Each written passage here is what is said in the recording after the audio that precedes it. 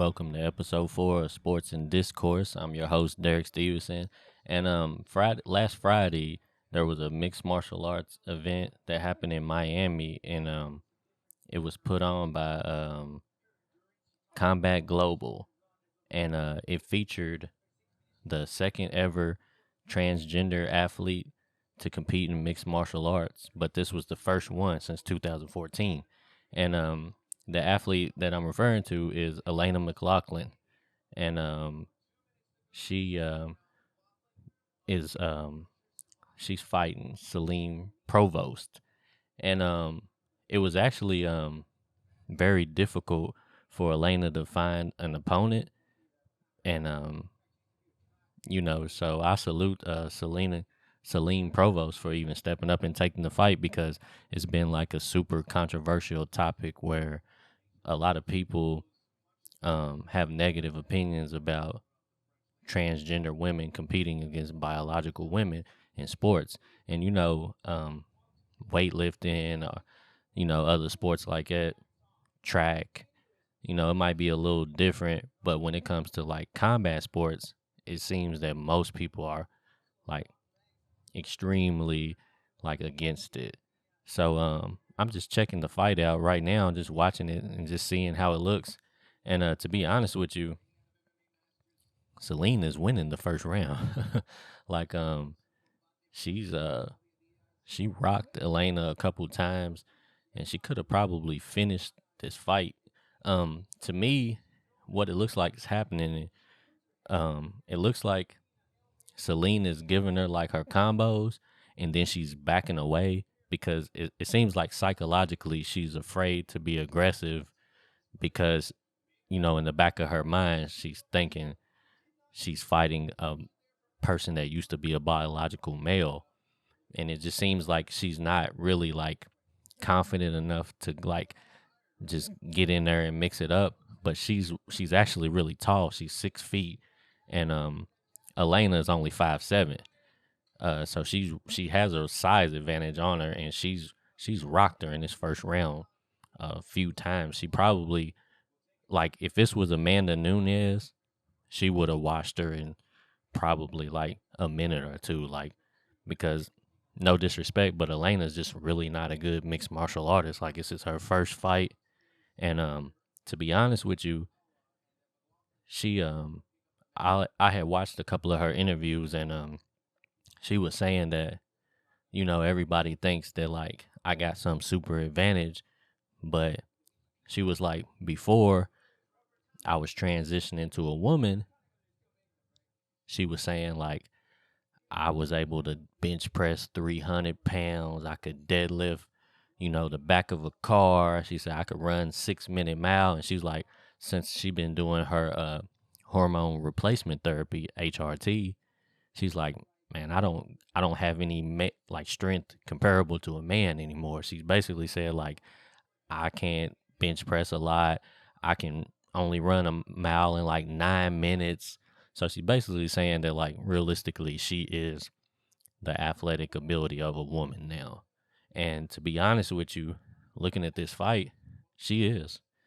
Um, she doesn't seem to have any like supreme like quickness, and she doesn't really seem to like be powerful. Um,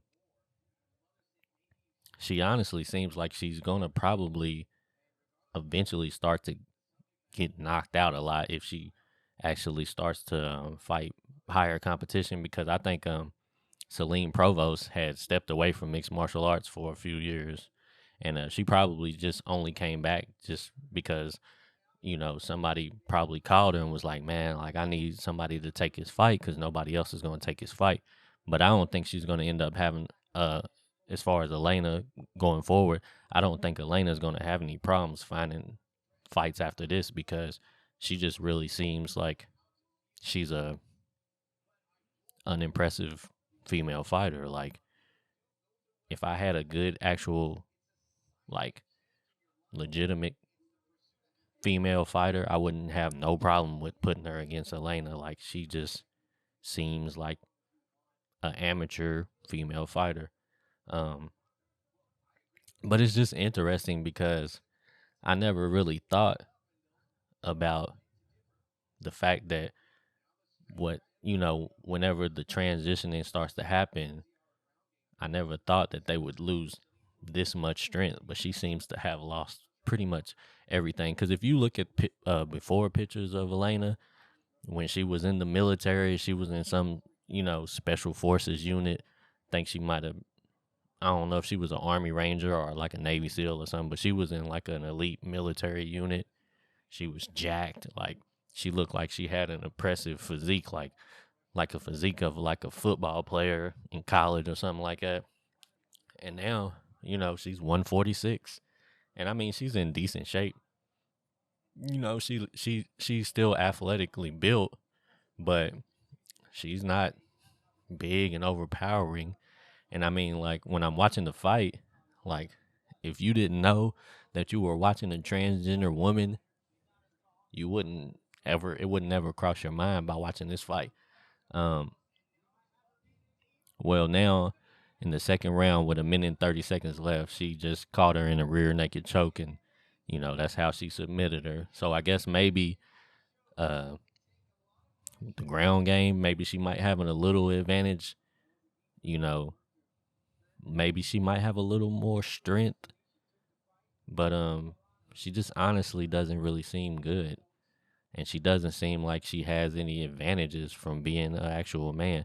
Now, one thing that you could say is, you could say, well, she has the advantage because she has years of experience and training and you know learning skills and stuff as a man. Like, she practiced athletics with other men, so maybe she might have a mental edge because she's just used to competing against men. But honestly, seeing this kind of changes my perspective because I mean, I just feel like she's not impressive at all. Like, she's probably going to get destroyed when she starts fighting better fighters, or even fighting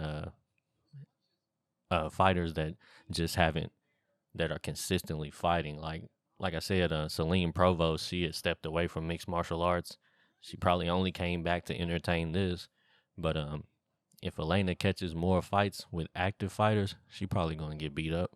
And if she ever gets to the point where she's fighting against a top notch competitor, she gonna probably get knocked out quick. So, but anyways, this was an interesting fight. But let me know what y'all think about it, man. Do y'all think it's unfair? Do